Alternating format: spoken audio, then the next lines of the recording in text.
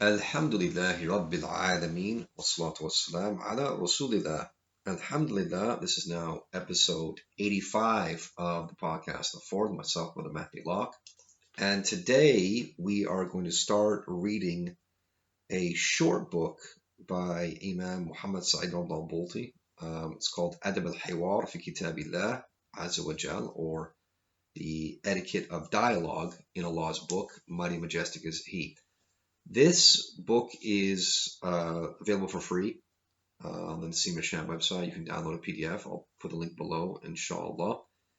And this book is taking us back to some underlying principles that we should be aware of when we talk about knowledge and when we talk about science. And I think the time has come to get into this issue with the way the world is right now. I think we need to step back and try to get a bigger picture of what's going on and why things are happening the way they're happening. So my intention is, and with Allah alone is every success, my intention is to read this book, to do an audio translation and commentary, and then I want to follow it up with a reading of the chapter on hospitals from my book, The Wonders of Waqf, which is a translation of من وراء حضارتنا by Dr. Mustafa Sibai. So the Imam starts, Imam Muhammad Saeed Ramadan al-Bouti, rahimahullah, and he starts by saying, one of the most important subjects that the Quran is replete with is dialogue, and it contains debates, arguments, and discussions with others. And this is found mostly in the Meccan surahs, or this is most prominent in the Meccan surahs.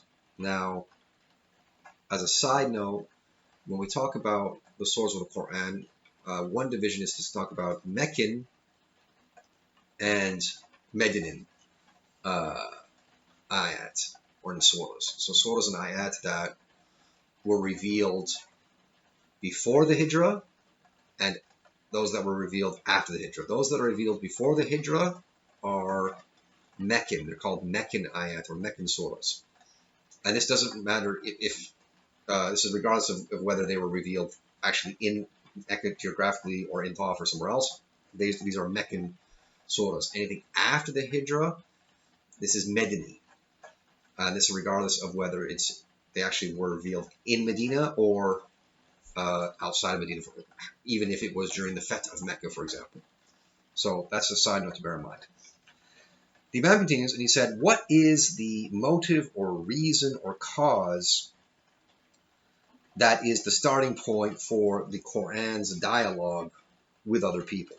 What is the goal that is sought?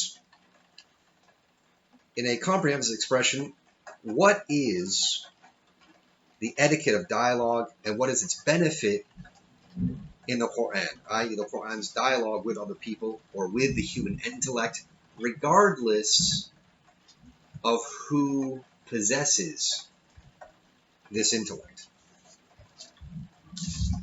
So then we move on to the next chapter, which is the reason or cause or motive for the Quranic dialogue.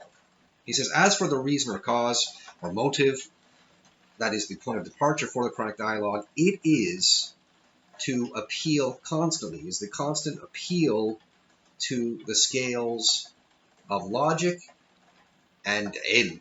Okay, logic and ilm is constantly to refer to or to appeal to or to seek a decision from the scales of logic, mantiq, and ilm, right, which is translated as knowledge or science, which we'll get into in a few minutes, inshallah. So this term ilm, in the terminology of the Quran and in Islamic philosophy, al-falsafa al-Islamiyya, it is what the scholars have defined as إدراك شيء على ما هو عليه بالدليل منضبط بقواعد المنطق بقاعدة منطق وأصوله. So it is to understand something or to grasp something according to what it is, with regulated evidence based on the principles and foundations of logic. Another shorter definition to come across is just إدراك الشيء كما هو في الواقع, right? To understand something as it truly is. This is the definition of ilm. And the Imam goes on to say, he says, إذا فهو يشمل القوانين العلمية. Therefore, it comprises the scientific rules or the scientific laws that are connected to matter, what the Westerners call science, and also what they express as knowledge. So here, right here, is where we have a massive difference between Islam and what the West calls science. In Islam, we don't have a word for science. We just say ilm. Ilm is ilm. Ilm is idraku shayin kama huwa fil waqi, is to understand something, to comprehend something, or to comprehend something as it truly is. Ala haqiqatihi, right? At its true nature. But this means, and this is why I would like people, I'll put this below so for listeners, Imam al-Bouti, the same author, has a series on his YouTube channel, I'll put the link below, called Al-Islam fi Mizan al-Ilm, Islam on the scales of science, or the scales of ilm, of knowledge. And it's a 30-part series. I think every lecture is about 25, 30 minutes. And he explains what we mean by ilm.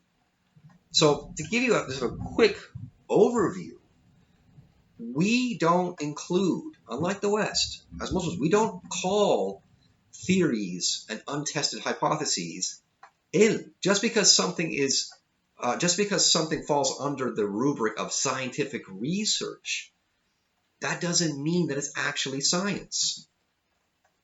We don't really care about opinions. I remember reading a good article by Michael Crichton. I don't even remember if anyone remembers him. He was the author of Jurassic Park. He was also a very intelligent man. But he had a nice people remember him for Jurassic Park and these other books that he wrote. But there's also this other part where he wrote interesting articles on, quote unquote science. And he talked about this issue of, man-made climate change and so on and so forth. And, there's this consensus. This is the argument they try to use. This consensus. There's a consensus of 97%. They believe that the Earth is warming up, but he said, why are you bringing up consensus? Because again, when we're talking about actual science and ilm, we're talking about that which is measurable and demonstrable. So he gave the example of, if we're guessing the height of something, we're going to guess the height of a tree or guess the height of a building or something like that.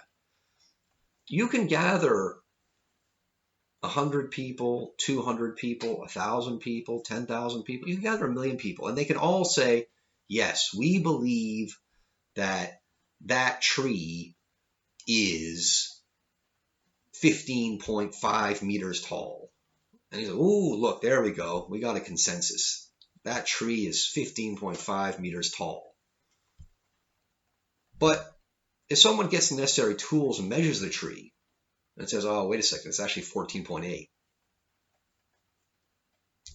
What happens to the consensus?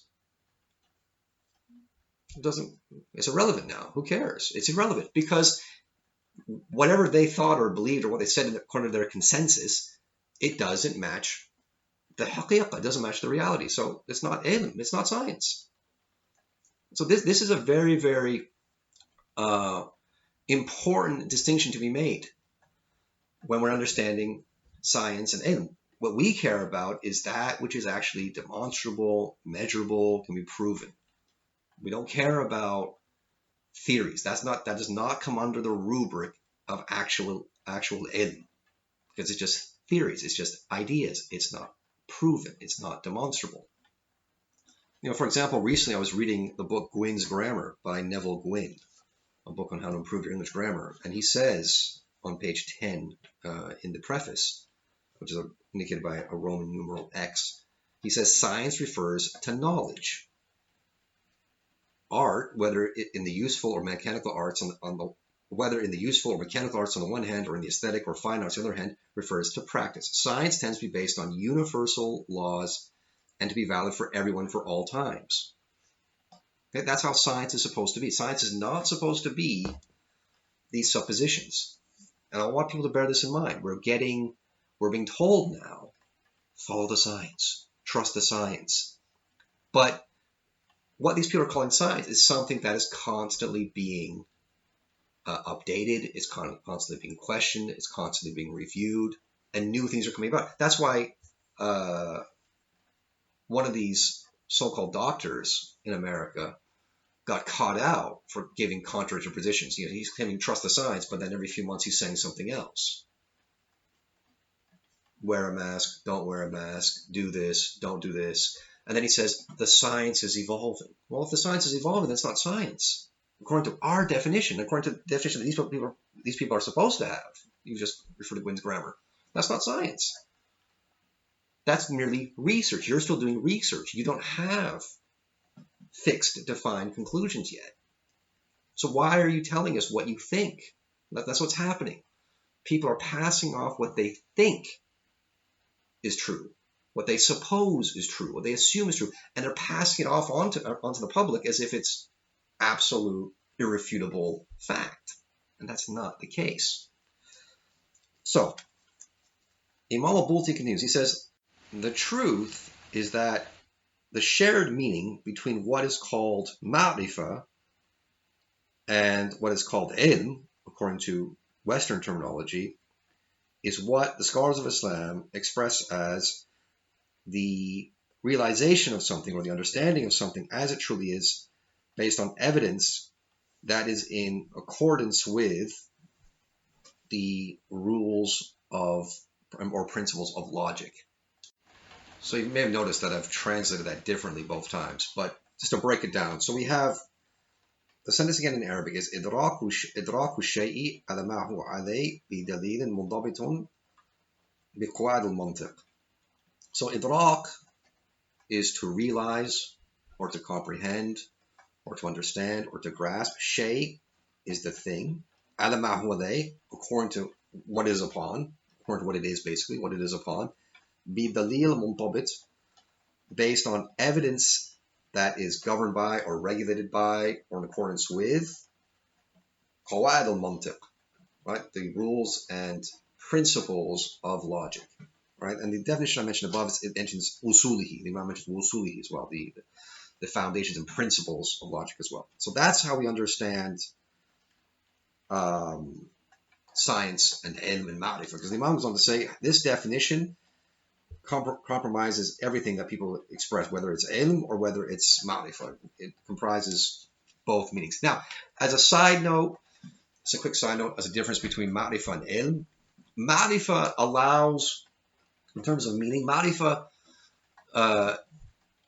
gives the understanding that knowledge was acquired and was preceded by ignorance, whereas ilm does not do that necessarily. That's why Allah is called al-alim, and Allah is the possessor of ilm, but Allah is never called al-arif, because Allah's knowledge is a constant. Allah doesn't acquire knowledge. Allah knows, and He always knew. Whereas ma'rifah is something that can be acquired. It implies that it was preceded by ignorance. That's one major difference. That's a major difference in meaning. In terms of grammatical use, ilm can take two direct objects, whereas ma'rifah does not. And you can look this up in the book Al-Wajiz fi Usul al-Fiqh by Sheikh Muhammad Hassan al-Hitu. That's towards the beginning of the book. He explains this. Okay, next page. So, the Imam al-Bouti continues. He says, so the Quran starts off by referring to the scales of logic and knowledge in their most vast or in their most expansive and comprehensive meaning. And he calls to decision making according to that. So the Quran is calling for this. The Quran is calling on us to refer to logic and knowledge. And this is what people should be using when they are building up their ideas and their schools of thought. This is what they should be using. This is what they should be striving for. Then he says, we read this very clearly in the text, which is Allah, the Exalted Statement, and this is in Surah Al-Isra, the 17th chapter, verse 36. And I will read the translation out to you. Allah says, the meaning is, do not pursue what you have no knowledge of. Ilm. Do not pursue what you have no ilm of. Hearing, sight, and hearts will all be questions. Imam al-Bouti comments on this, and he says, this text, this passage that I've just read, is warning against following any doctrine, any creed, unless it is built upon clear proof that it is valid. It is based on clear, demonstrable proof that it is valid and that it is true. Right? What he calls dalil ilmi, which you might translate as scientific evidence or demonstrative evidence, meaning that its truth and its veracity can actually be demonstrated. And then he says there's no doubt that this general warning comprises all religious beliefs, including Islam. Therefore, it's as if the Quranic text is saying, whatever doctrine it is that is being called to, whoever it is that might be calling to it, whether you accept it or reject it, let your scale be clear, scientific, or demonstrable, objective proof that is free of the blemishes of desires and passions and whims and so forth. And then after Allah in the Quran has started the dialogue and calls to this scale and inspires people to come together and to use the principles of knowledge and logic as the arbiter and as a starting point, Allah in the Quran also warns against deviating from this and straying away from it and instead referring to one's own passions and prejudices and biases or one's own personal desires and needs. Allah rebukes and pours blame on the person who relies on his own personal desires and interests and uses them as a scale as opposed to the scales of knowledge when debating and dialoguing with others. For example, in Surah Al-Hajj, the 22nd chapter, verses 8 and 9, Allah says, the translation of which is, among people, there is one who argues about Allah without knowledge or guidance or any light-giving book, turning away arrogantly to misguide people from the way of Allah. That's Surah Al-Hajj, the 22nd chapter, verse 9. Allah also says in Surah Al-An'am, the 6th chapter, verse 148, and I'll read the whole verse out to you just for context. Those who associate others with Allah will say, if Allah had willed, we would not have associated anything with him, nor would our fathers, nor would we have made anything unlawful. In the same way, the people before them also lied until they felt our violent force. Say, do you have some knowledge you can produce for us? You are following nothing but conjecture. You are only guessing. Okay, that is Surah Al-An'am, the 6th chapter, verse 148. And then Allah also says in Surah Al-Luqman, the 31st chapter, ayah 6, the translation of which is as follows, but there are some people who trade in distracting tales to misguide people from Allah's way, knowing nothing about it, and to make a mockery of it. Such people will have a humiliating punishment. So that is Surah Al-Luqman, the 31st chapter, verse 6.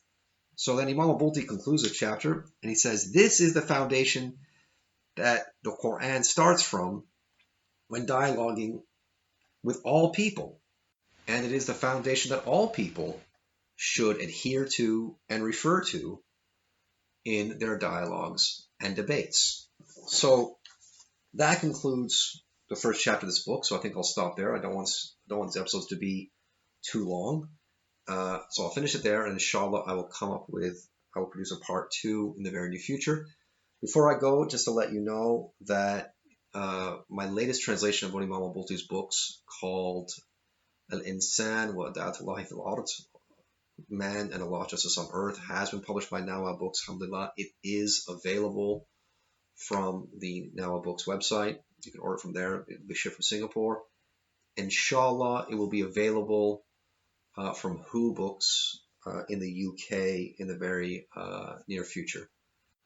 And with Allah alone is every success. Walhamdulillahi Rabbil Alameen. Wassalatu wassalam ala Rasulillah. Assalamu alaikum rahmatullahi wa barakatuh.